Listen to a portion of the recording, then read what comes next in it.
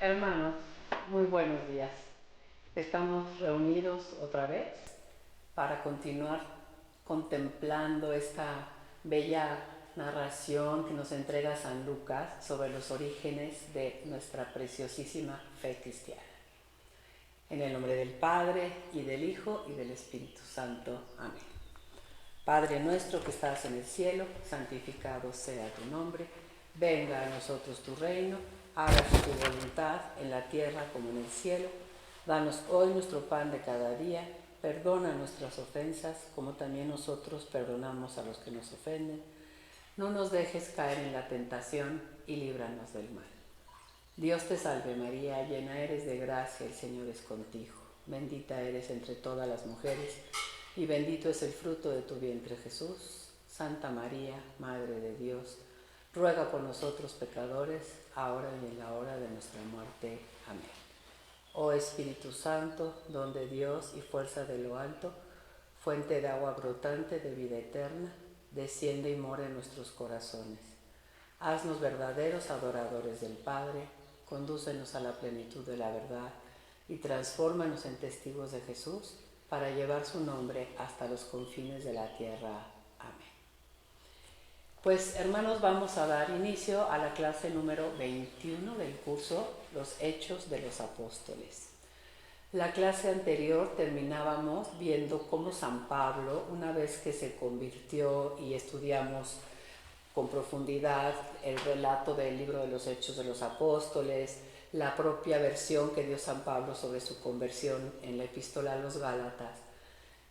Y vimos cómo Pablo finalmente fue recibido por los apóstoles en Jerusalén, pero los judíos helenistas de Jerusalén, al grupo que pertenecía a Pablo, pues lo ven como un enemigo porque se ha convertido a esta nueva fe y lo persiguen y quieren darle muerte. Y entonces Pablo tiene que salir de Jerusalén y habíamos quedado que se fue a Cesarea y de Cesarea se embarcó y se fue a Tarso de Cilicia, a su ciudad natal. Y ahí dejamos un momento a San Pablo y mientras vamos a ver ahora qué fue lo que sucedió en el resto de los apóstoles, qué fue lo que ellos hicieron, porque tenemos que recordar qué tipo de hombres eran ellos. Eran personas poco preparadas. Y vamos a ver sobre todo la preeminencia de Simón Pedro, ese lugar que Jesús le quiso dejar a él y que él va a ejercer ahora en nombre de la Iglesia. Vamos al capítulo 9 del libro de los Hechos de los Apóstoles. Voy a seguir utilizando el libro que ya les había comentado, que espero puedan tener acceso a él. Y vamos a ver en nuestra Biblia el capítulo 9 a partir del versículo 31, en este apartado que se llama las misiones de Pedro. Y a estas misiones de Pedro vamos a dedicar 2 clases. Hoy vamos a ver 2 episodios, en total son 3 episodios que nos entrega San Lucas en Hechos de los Apóstoles sobre las misiones de Pedro. Hoy vamos a ver 2 de ellos y en la próxima clase veremos el último. Vamos a empezar entonces con un versículo de introducción. En el capítulo 9, versículo 31, leemos esto. Por aquel entonces, las iglesias gozaban de paz en toda Judea, Galilea y Samaria, pues crecían y progresaban en el temor del Señor y estaban llenas de la consolación del Espíritu Santo. Y este versículo, que pudiera parecer como de transición, nos da mucha información y es tan bonito poder como desentrañar toda esta información y disfrutarla, porque tengo una profesora muy querida que dice que no hay ninguna palabra que esté en la Sagrada Escritura que no me diga algo. Entonces, en este momento quiero reflexionar sobre 3 noticias que nos da este versículo, entre la actividad de Pablo y la de Pedro. Primero dice, por aquel entonces las iglesias gozaban de paz. Las iglesias se refiere a la iglesia y nosotros lo que queremos ver es la formación del cristianismo, cómo fue creciendo, pero cómo fue una comunidad que va a recibir el mismo nombre que la comunidad de Israel en el Antiguo Testamento. Entonces, vamos a ver en el libro del Deuteronomio, ¿a qué se refiere el Antiguo Testamento cuando utiliza la palabra iglesia? El Antiguo Testamento está escrito en hebreo y la palabra griega que usa el Nuevo Testamento es traducción de la palabra hebrea. Entonces, tenemos una palabra hebrea para designar a la iglesia que es la palabra kahal. Esa palabra, cuando es traducida al griego, se tradujo por eclesía. Y eclesía del griego lo traducimos a español y es la iglesia. Y yo creo que muy poca gente tiene muy claro hoy lo que es la iglesia, y cuando hablan de la iglesia se refieren como a las autoridades eclesiásticas o a la jerarquía, pero no toman en cuenta el verdadero significado de esa palabra iglesia. Entonces por eso quiero profundizar un poquito en ella. Entonces, si me hacen favor, vamos a abrir el Deuteronomio en el capítulo 5 primero. Capítulo 5 del libro del Deuteronomio. En el versículo 22 dice así: estas palabras dijo Yahvé a toda vuestra asamblea en la montaña, de en medio de la nube ardiente y el nubarrón con voz potente. ¿A quién le dirigió estas palabras Yahvé? Y dice a la asamblea. ¿Y quién es esta asamblea? Es la palabra hebrea kahal. Y la Biblia de Jerusalén tiene una nota buenísima que vamos a leer juntos. Dice así, la nota del capítulo 5, versículo 22a. Con este término kahal, el Deuteronomio designa al pueblo consagrado al pie del Horeb. Y yo quiero pensar que en el Horeb, según la descripción que acabamos de leer, está Dios manifestándose. Entonces la asamblea es el pueblo congregado en torno al Señor, para pactar una alianza y para recibir la ley.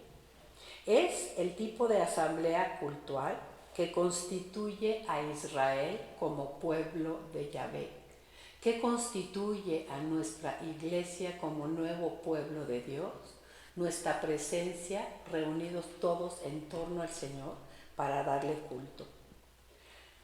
El griego traduce aquí la palabra sinagoga, vocablo que más tarde designará la asamblea religiosa judía. Pero es más normal que el griego traduzca como eclesía, que los cristianos adoptarán para designar a la comunidad de la nueva alianza. Comunidad que, insisto, su característica particular es que se reúne en torno al Señor para celebrar el culto, para recibir de Él la instrucción. Luego tenemos más textos. Vamos a ver Deuteronomio 9:10. Deuteronomio 9:10. Yahvé me dio las 2 tablas de piedra escritas por el dedo de Dios, en las que estaban todas las palabras que Yahvé os había transmitido en la montaña de en medio del fuego. ¿Cuándo? En el día de la asamblea. Y dice la nota del capítulo 9, versículo 10. Varias veces en el Deuteronomio, la palabra kahal designa a la asamblea religiosa del pueblo de Dios, especialmente el día de la promulgación de la ley. Y este concepto se irá precisando y desembocará en el concepto iglesia que vamos a utilizar en el Nuevo Testamento. De manera que aprendamos a hablar de nuestra amada iglesia como el conjunto de personas que nos reunimos en torno al Señor, no como la iglesia, un conjunto de personas que dirigen nada más, sino todos nosotros cuando nos reunimos en torno al Señor estamos haciendo iglesia. Entonces, primer texto que quería yo contemplar con ustedes. Las iglesias progresaban en paz. ¿Cuál es la segunda palabra que queremos ver? Me regreso al libro de los Hechos de los Apóstoles y decía que las iglesias gozaban de paz y luego tenían una característica muy importante. Progresaban y crecían en el temor del Señor. Y es otro concepto que quizá no tenemos muy claro y que tenemos que entender bien. Y la única manera de entenderlo bien es comprenderlo dentro de la Sagrada Escritura. Acuérdense que La palabra de Dios tiene su propio lenguaje, su propio vocabulario que nosotros tenemos que ir poco a poquito conociendo y entender que una palabra dicha en la Sagrada Escritura puede no tener el mismo significado que en nuestro idioma. Por ejemplo, cuando estudiamos el curso de Jesús de Nazaret, decíamos que cuando dice San Mateo que José no conocía a María hasta que ella dio a luz, en la Biblia conocer quiere decir tener relaciones de intimidad. Entonces, esa palabra conocer no significa lo que en el mundo significa conocer. No es un conocimiento intelectual, no es llenarme de conocimientos intelectuales, ni saber quién es esta persona, sino tener una relación de intimidad con ella. También tenemos entonces que entender bien esta palabra, temor del Señor. ¿Qué es el temor del Señor?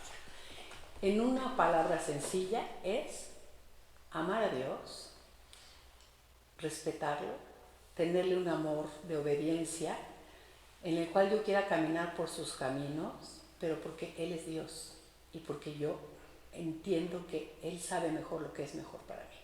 Pero quiero leerlo en la Sagrada Escritura. Entonces, vamos a ver en el Deuteronomio qué significa el temor del Señor. Vámonos al capítulo 13,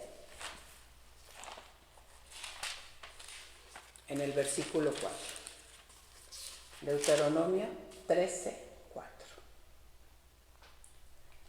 Obviamente no vamos a leer ningún texto que diga, el temor del Señor es, y nos va a dar la definición, sino es un concepto tan rico que nosotros tenemos que ir como construyéndolo a partir de varios textos. Primero dice, Yahvé vuestro Dios os pone a prueba para saber si verdaderamente amáis a Yahvé vuestro Dios con todo vuestro corazón y con toda vuestra alma. Y si lo amáis, seguiréis y respetaréis a Yahvé vuestro Dios. Guardaréis sus mandamientos, escucharéis su voz, a Él serviréis y a Él os apegaréis. Tenemos esas dos palabras aquí, el amor y la obediencia. Vamos a ver ahora el Salmo 128. Salmo 128, versículo 1, que nos va a enseñar que el que teme a Dios es una persona que sigue sus caminos. Salmo 128. Dichosos los que temen al Señor y recorren todos sus caminos. Del trabajo de tus manos comerás. Dichoso tú que todo te irá bien. ¿Cuándo? Si tú temes al Señor, que el equivalente es si recorres todos sus caminos. Ahora vamos al libro de los Proverbios, vamos al capítulo 8 del libro de los Proverbios, vamos a leer 3 proverbios y vamos a ir viendo cómo este libro que nos enseña sabiduría, se llaman libros sapienciales, nos va a enseñar cómo temer a Dios es obedecerlo, pero en sencillez, con sinceridad, caminar en la sabiduría, vivir bajo la mirada de Dios, pero sobre todo esta idea de respetarlo con humildad. Proverbios 8:13. El temor del Señor odia el mal. Aborrezco la soberbia y la arrogancia, el mal camino y la lengua falsa. Capítulo 9 de Proverbios, versículo 10. Precioso versículo. El comienzo de la sabiduría es el temor del Señor. Conocer al santo es inteligencia. Vean qué diferente ve el mundo la sabiduría que la Sagrada Escritura. Para tener sabiduría, para saber vivir, tengo que tener temor del Señor. Amar al Señor, respetarlo, tenerle un amor de reverencia que quiera seguir sus caminos. Y luego, en el Proverbios 22:4, dice, consecuencia de la humildad y del temor del Señor son la riqueza, el honor y la vida. Vean cómo la comunidad de Israel exaltaba el temor del Señor y lo llega a poner hasta como fundamento de su vida religiosa. Luego tenemos el Salmo 33. Salmo 33, versículo 18.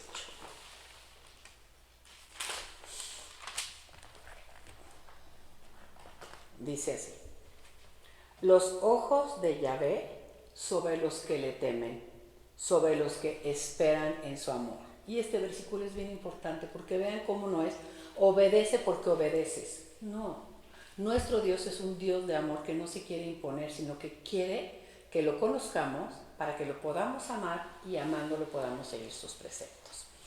Este de Eclesiastés 12:13, para concluir. Basta de palabras, todo está dicho. Teme a Dios, guarda sus mandamientos, que eso es ser una persona cabal. Teme a Dios y guarda sus mandamientos. Vean cómo está relacionado el amor con guardar los mandamientos, y eso es el temor del Señor. Entonces nos regresamos al libro de los Hechos, en el capítulo 9, donde estábamos, y vamos a ver ahora sí 2 episodios de la vida de Pedro en estas primeras comunidades cristianas. El primero se llama Pedro va a curar a Eneas el paralítico en Lida. Versículos 32 al 35.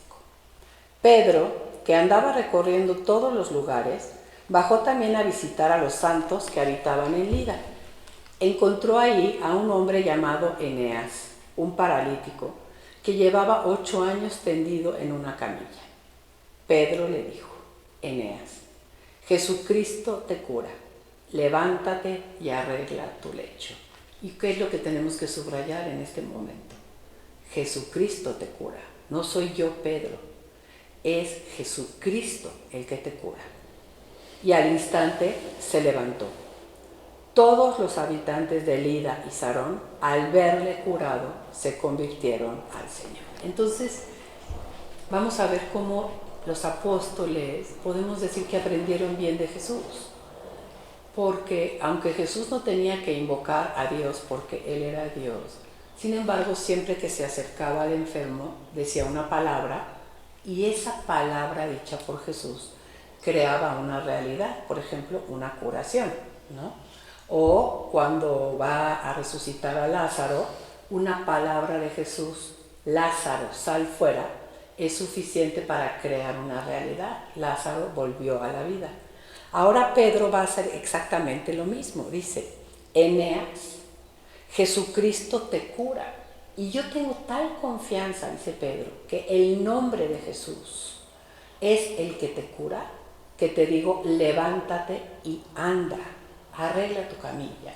Y esta palabra levántate en el texto de Hechos de los Apóstoles es bien importante, aparece 12 veces.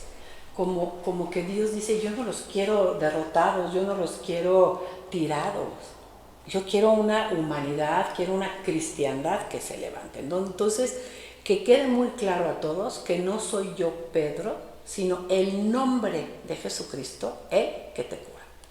Y dice que ante ese signo se dio la conversión. Recuerden lo que es la conversión.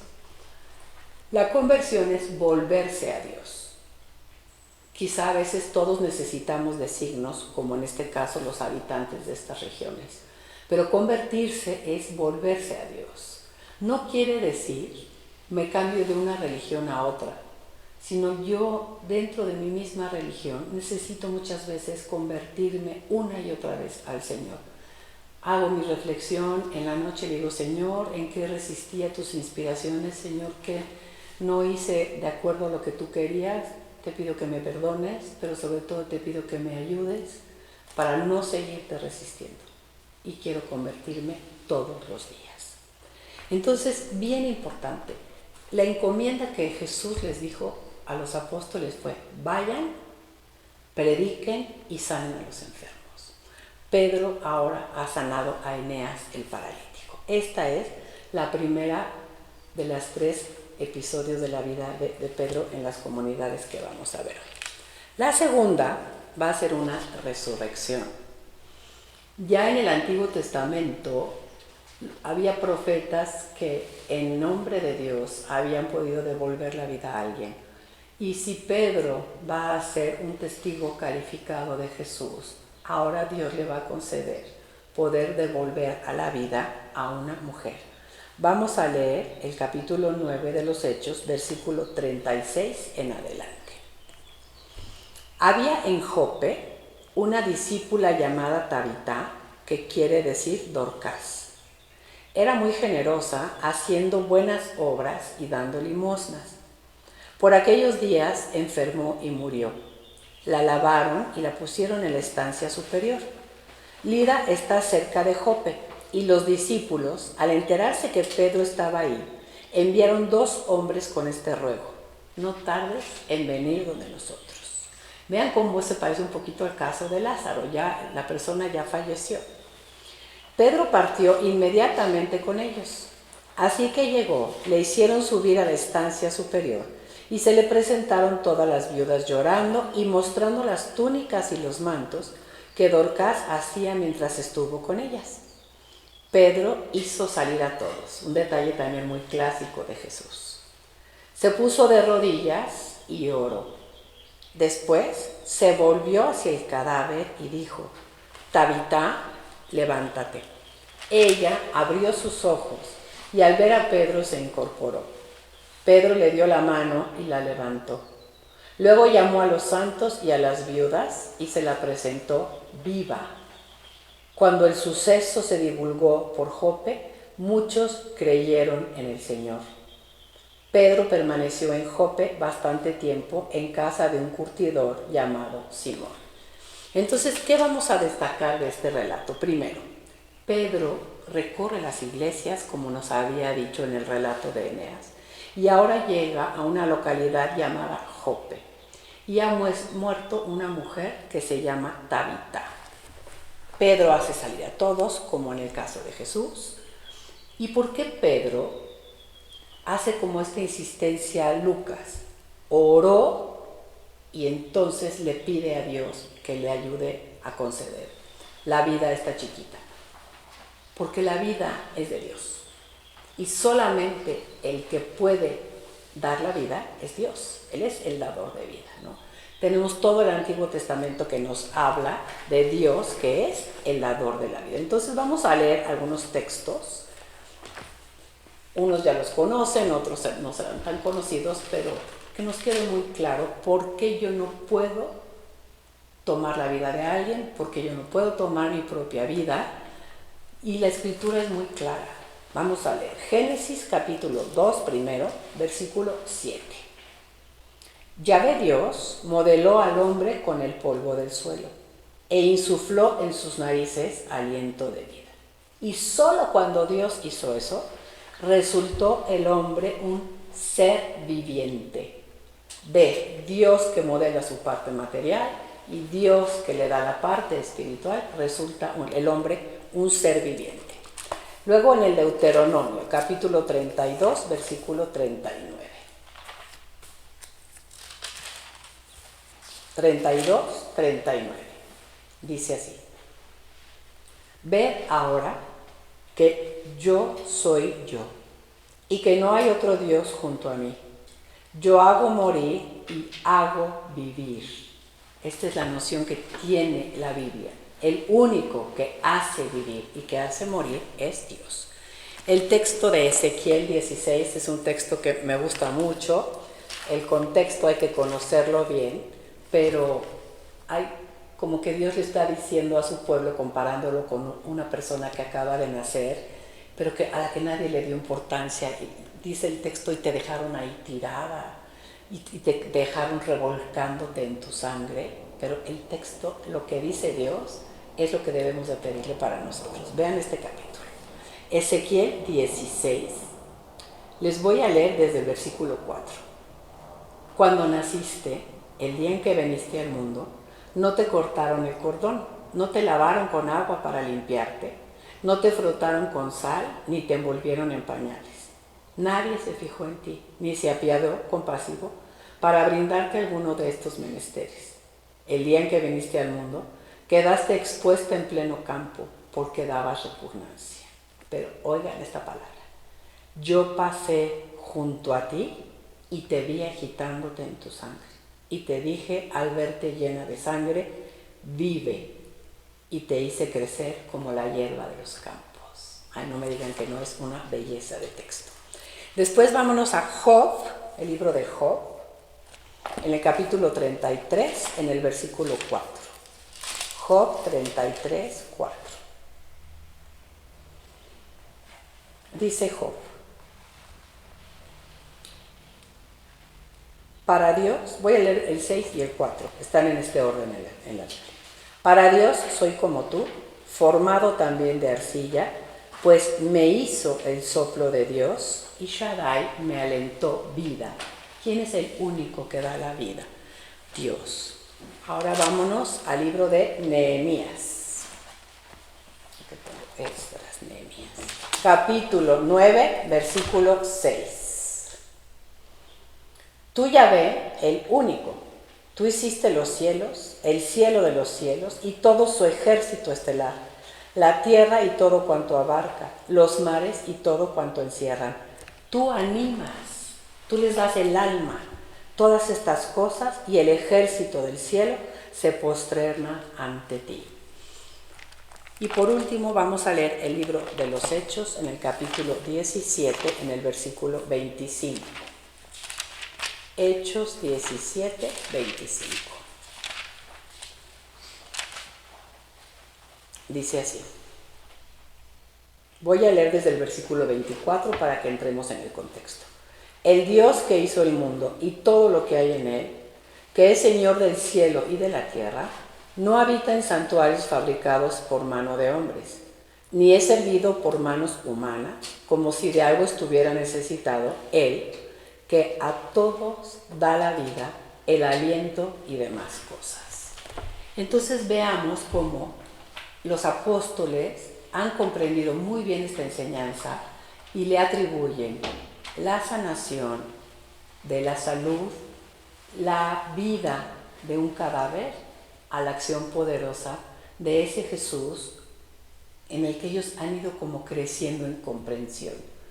Jesús es el Hijo de Dios, muerto y resucitado, que vive eternamente sentado a la derecha del Padre y que sana y que da vida.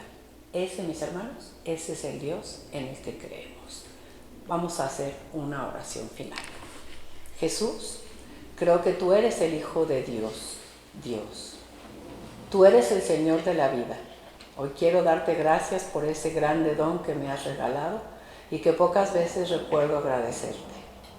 Yo sé que si estoy aquí hoy vivo es porque tú me sostienes en el ser, porque tú me creaste para vivir eternamente. Te bendigo, te alabo y te glorifico, porque has querido llamarme a la existencia y porque me has concedido el don de conocer la belleza de destino que tienes planeado para mí. Jesús, Señor de la vida, dame vida en abundancia y ayúdame a vivirla como tú quieres. Amén. Alabado sea Jesús.